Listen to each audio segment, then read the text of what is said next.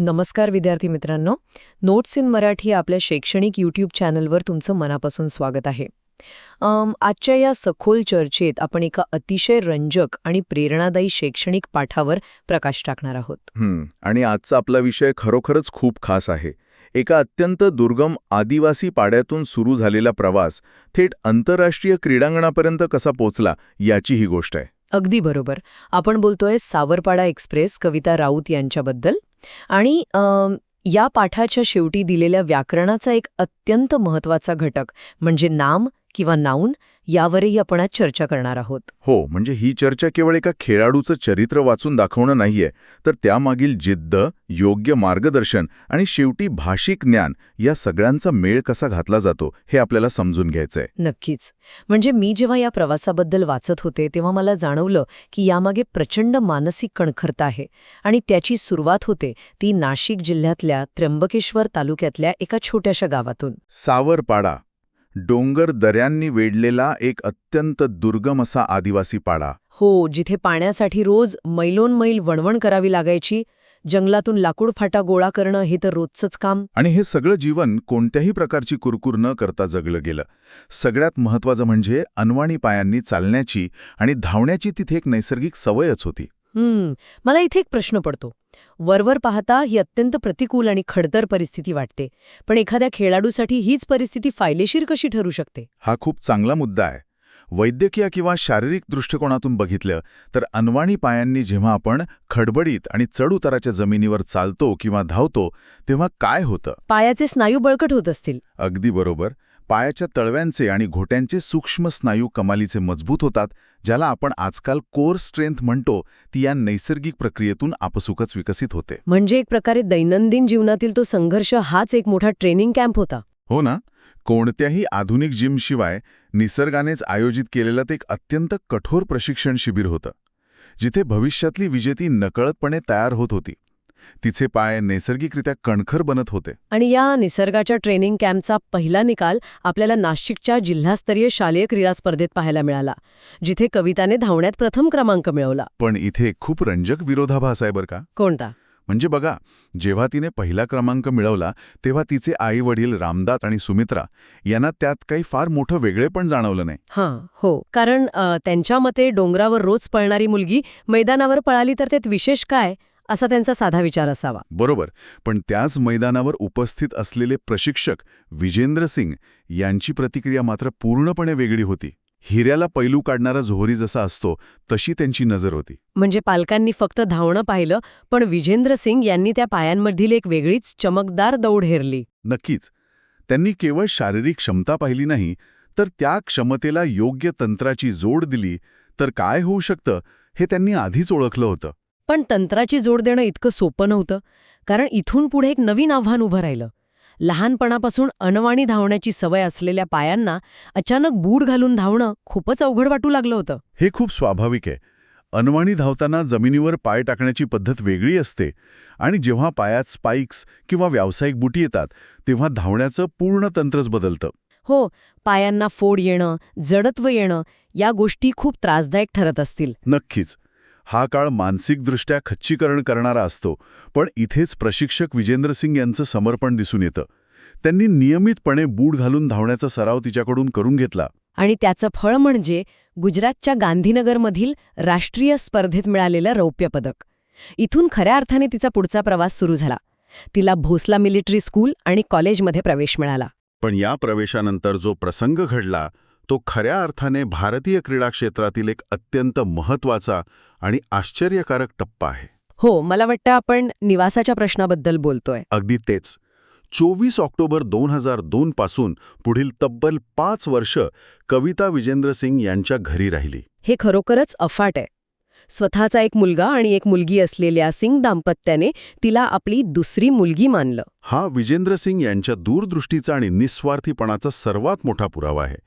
आपल्याकडे अनेकदा गुणवान खेळाडू पैशांअभावी वाया जातात. खरंय. पण इथे आर्थिक कमतरता असतानाही सिंग यांनी जो भेटेल त्याच्याकडे आर्थिक मदतीची विनंती केली आणि त्यात त्यांनी कधीही कमीपणा वाटून घेतला नाही. योग्य मार्गदर्शक नसेल तर गुणवत्ता कशी वाया जाऊ शकते याचं हे उत्तम उदाहरण आहे. त्यांनी तसं होऊ दिलं नाही. या निस्वार्थी प्रयत्नांचे आणि समर्पणाचे फळ संपूर्ण देशाने पाहिलं जेव्हा राष्ट्रकुल म्हणजेच कॉमनवेल्थ गेम्समध्ये कांस्य आणि आशियाई क्रीडा स्पर्धेत रौप्य व कांस्य पदके मिळाली. हो, आणि ती खऱ्या अर्थाने सावरपाडा एक्सप्रेस म्हणून ओळखली जाऊ लागली. पण या सर्वोच्च यशाच्या शिखरावर असताना एक अतिशय भावनिक प्रसंग पाठात आलाय. चीनमधील ग्वांगझू येथील आशियाई स्पर्धेत 10,000 मीटर धावण्यात अवघ्या 1 सेकंदाने तिचं सुवर्णपदक हुकलं होतं. आंतरराष्ट्रीय स्तरावर 1 सेकंड म्हणजे केवळ वेळेचा भाग नसून तो संपूर्ण आयुष्याच्या तयारीचा निकाल असतो. जेव्हा इतक्या थोड्या अंतराने सुवर्णपदक निसटतं तेव्हा ती मानसिक हतबलता प्रचंड असते. हो, आणि अशा नैराश्याच्या क्षणी तांत्रिक विश्लेषणापेक्षा भावनिक आधाराची सर्वात जास्त गरज असते, जो तिला तिच्या आईकडून मिळाला. अवघी 4थी पास असलेल्या सुमित्राबाईंनी अत्यंत समंजस शब्दांत तिची समजूत काढली. हे खूपच थक्क करणार आहे. औपचारिक शिक्षण नसतानाही मुलीची मानसिकता ओळखून तिला पुन्हा उभारी देण्याचं हे कौशल्य खरोखर महान आहे. आईच्या त्या साध्या शब्दांनी एका मोठ्या नैराश्यातून बाहेर काढण्याचं काम केलं. कुटुंबाचा भावनिक आधार किती प्रभावी ठरू शकतो यातून दिसतं. आणि या आधारातूनच नवी दिल्लीतील राष्ट्रकुल स्पर्धेतील विजयानंतर हर्सूल सावरपाडा भागात जणू दिवाळीच साजरी झाली. हो, संपूर्ण देश त्या यशाचा उत्सव साजरा करत होता. पण एवढ्या मोठ्या प्रसिद्धीच्या वलयात असूनही बेंगलुरू येथील विशेष प्रशिक्षणात असताना ती रोज आईशी फोनवर बोलायची. आणि मला या प्रवासातला एक अत्यंत मानवी पैलू खूप आवडला. कोणता? एवढ्या जागतिक दर्जाच्या सुविधा असूनही तिला तिथे 2 गोष्टींची खूप आठवण यायची: वांग्याची भाजी आणि नागलीची भाकरी. क्या बात आहे. हे दर्शवतं की तिची नाळ आपल्या मातीशी किती घट्ट जोडलेली होती. अगदी बरोबर. प्रसिद्धी आणि ग्लॅमरमध्ये न हरवता पी.टी. उषा यांना आपला आदर्श मानून कविताने आपले पाय घट्ट जमिनीवर ठेवले. आणि महत्त्वाचं म्हणजे यशवंतराव चव्हाण महाराष्ट्र मुक्त विद्यापीठातून तिने आपलं शिक्षणही सुरू ठेवलं. हे एका अत्यंत संतुलित व्यक्तिमत्वाचं लक्षण आहे. आणि या संपूर्ण प्रवासातून एक गोष्ट प्रकर्षाने जाणवते, ती म्हणजे ओळख. एका साध्या आदिवासी पाड्यातल्या मुलीने स्वतःच्या जिद्दीवर संपूर्ण जगात एक नवीन नाव कमावलं. सावरपाडा एक्सप्रेस. हो, आणि याच नाव किंवा ओळख देण्याच्या प्रक्रियेवरून मला आता आपल्या चर्चेच्या पुढच्या भागाकडे वळावंसं वाटतं. तो म्हणजे पाठाच्या शेवटी दिलेला व्याकरणाचा भाग, नाव. अतिशय नैसर्गिक जोडणी आहे ही, कारण भाषेच्या रचनेत एखादं नाव किंवा नाम खूप महत्त्वाचं असतं. आपण पाठातूनच भाषेचे नियम कसे शिकू शकतो हे आत पाहणार आहोत. तर मुळात नाम म्हणजे काय? अत्यंत सोप्या भाषेत सांगायचं तर डोळ्यांनी दिसणाऱ्या किंवा केवळ कल्पनेने जाणणाऱ्या कोणत्याही पदार्थांना, व्यक्तींना किंवा त्यांच्या गुणधर्मांना दिलेलं नाव म्हणजे नाम.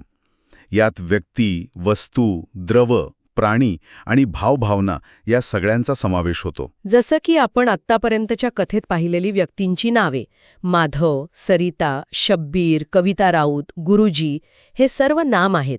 हो, ही सर्व विशेष नावे आहेत. तसंच वस्तू आणि द्रव पदार्थांच्या बाबतीत विचार केला तर पाणी, बाटली, दप्तर, पाकीट, पैसे हे शब्दसुद्धा नामच आहेत. प्राण्यांच्या संदर्भात पाठात मांजर हा शब्द आलाय, तो सुद्धा नामाचाच प्रकार आहे. बरोबर.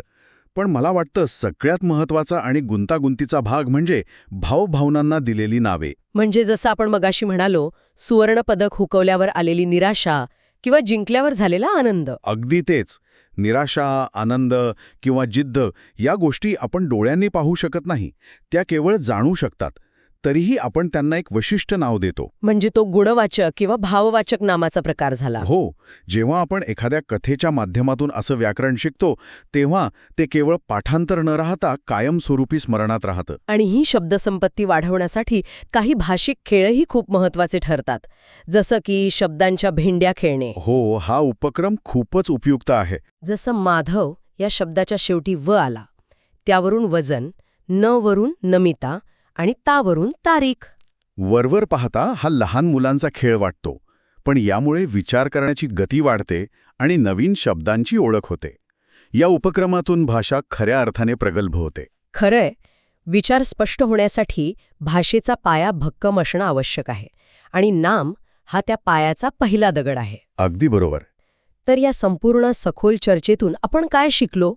मुख्य सारांश असा आहे की कविता राऊत हिचा प्रवास आपल्याला हेच शिकवतो की मेहनत करणं आपल्या हातात असतं. हो, आणि मेहनत हाच उद्दिष्टाकडे नेणारा महामार्ग आहे. आणि पाठातील व्याकरणाचा भाग आपला भाषिक पाया भक्कम करतो. नक्कीच.